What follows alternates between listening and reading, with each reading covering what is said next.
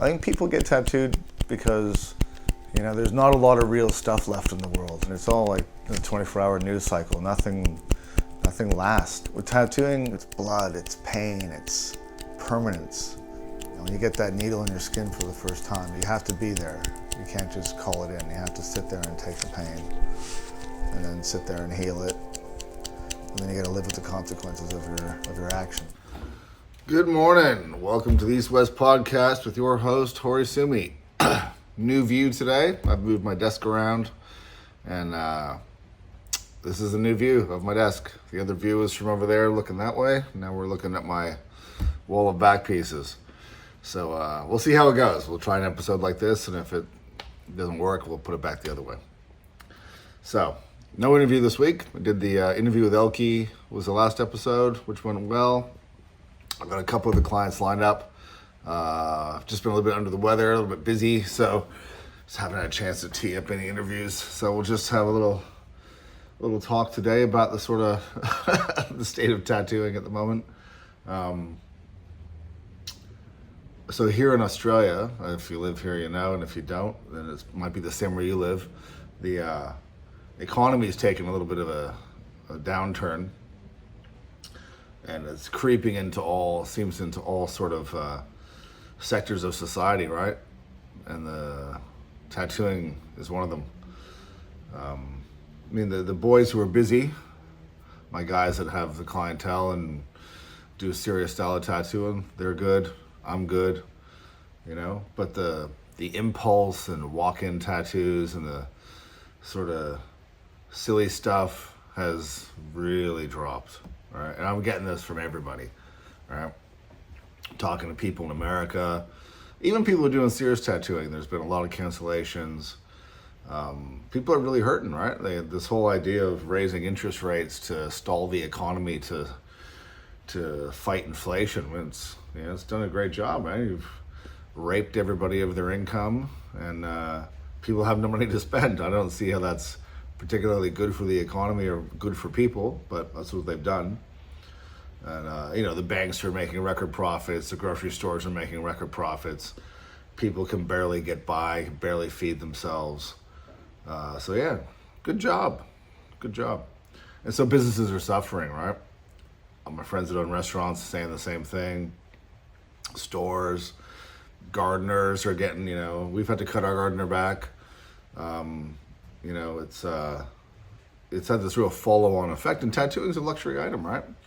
It's a luxury item, and it's going to be one of the first things to get on the chopping block when you need to feed yourself and pay your rent, right? So if you're looking to get tattooed, right, and you have money, now's a good time, man, because a lot of artists are going to have some free time and stuff, and it might be a good time to make some deals. I think for artists, now's a good time to do some flat rate flash pieces, to try and build up some business, maybe an idea, it's a funny time, right? I think a lot of shops are going to close. I know a lot of tattooers, from what I've heard, are actually having to go get jobs, like other jobs besides tattooing, go work construction or go and, get into retail just to pay their bills because tattooing is that slow for them, right?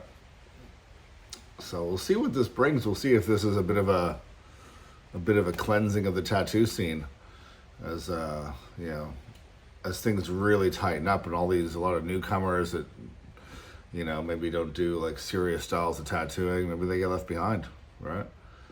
I think there's a lot of different factors that are playing into the tattoo slowdown. I think it's the economy is a big part of it. People aren't having money.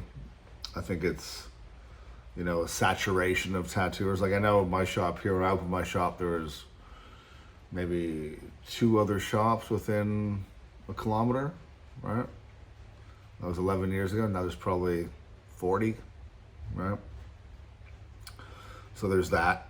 There's a saturation. There's 1-year tattooers opening shops and then hiring a bunch of other 1-year tattooers, all doing plug and play machines, no fucking never seen a healed tattoo.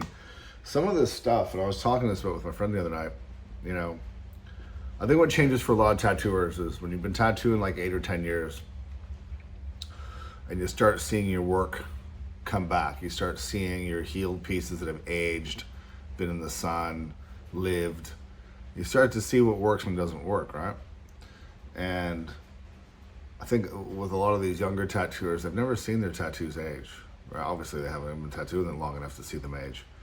And so they're still living in this fantasy land of color outlines and, you know, super fine line and all this stuff, right? Obviously, a tattoo is meant to have longevity. It's meant to be with the person forever. This is a baseline of what a tattoo is, right? And so, I mean, for me, anyways, right? I mean, I build tattoos to last, and that's the whole idea of what a tattoo is. When I got into it, that was just taken for granted that you're trying to build tattoos that last. And I hear that some of these young tattooers don't give a shit. They're like, they can cover it in a year. It'll fade out. They can put something over it in a couple of years. And I mean, that mentality just doesn't compute with me. But you see the tattoos that are being done, and I shake my head, right?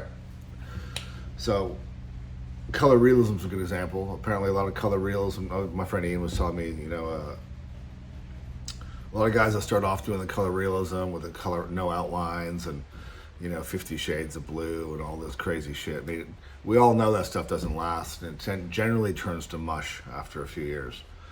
But it takes the guys doing it, seeing their healed pieces 5 years, 10 years down the track, to see it, get that feedback, and realize they need to change their technique, change their approach to tattooing. They start putting black in it, they start putting outlines in it, start beefing it up so it has a longevity to it. And apparently this is a common thing, right? Same with black and gray. If you're not using black, you're not using outlines. You know, you need to see your work healed and aged to really understand what it is you're doing.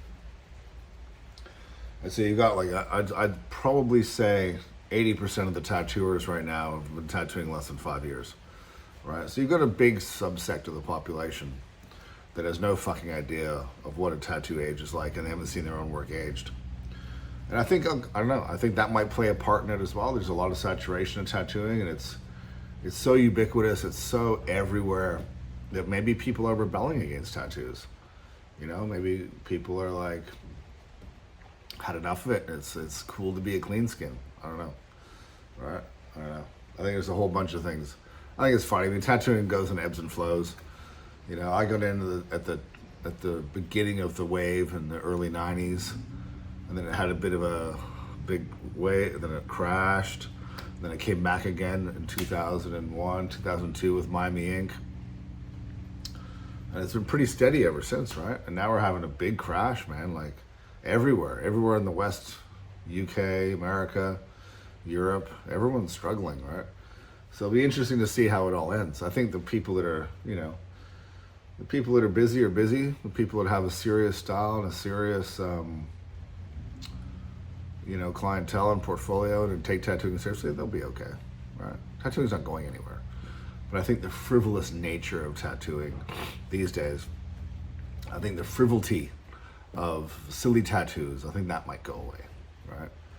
I think, you know, all the silly stuff might go away. The same as like, you know, there was watercolor tattoos there for a minute.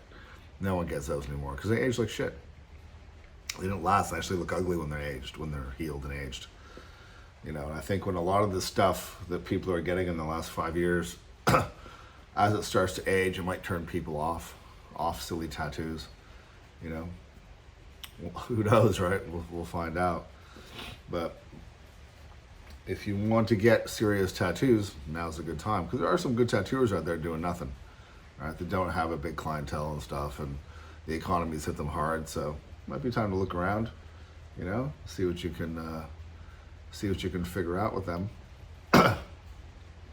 You know, I think with the frivolous tattoos, one of the problems is that, you know, you got stuff being posted on social media, silly tattoos, like on, you know, it used to be Pinterest, now it's TikTok and Instagram. And people look at that and they want that. And then they go to artists who don't know any better. And so they're copying stuff they've seen on these social media platforms. And so this, the social media is dictating the style of tattooing for a lot of people. And it's not even real, because a lot of this stuff is, the artist will do a tattoo and then use Procreate or Photoshop to enhance and do a bunch of stuff to it. So it's not a real picture anymore. It's just, it's an enhanced tattoo photo that's not real. And then other artists are trying to copy that and pushing these styles, and it's all fake. And the reality of a tattoo is you're putting ink in the skin, and it's going to age, and it's going to grow with you, and it's going to blotch out, and it's going to fade, and so when reality catches up to the fakeness, there's going to be a lot of unhappy people. And so maybe that's where we're heading now. Who knows, right? Who knows? I don't know. We'll find out. We'll find out what goes on. We'll find out how tattooing changes and where it goes. I mean, there's so many shops now. I don't see how it's possible for them all to stay open. But maybe tattooers go back to selling drugs like they used to back in the old days. I mean, tattoo shops in the old days used to have a brothel in them. They'd sell some drugs out the door. They'd maybe do a little bit of gambling, a little bit of bookkeeping, bookmaking. That's how it used to be in the old days. So maybe we'll see a resurgence of that. Who knows? Anyways, it's a fucking rainy day here in Sydney. It's been pouring all night, and we'll see what today brings. Today's Friday, April the 5th, 2024. The year's gone fast. So, anyways, that's my little rant for today. I haven't done a podcast in a couple weeks, so I wanted to just let you guys know I'm still here. And I'll come back at you. I've got a client lined up for an interview next week, and we'll see what she has to say. All right? Thanks for watching, guys. Have a great day.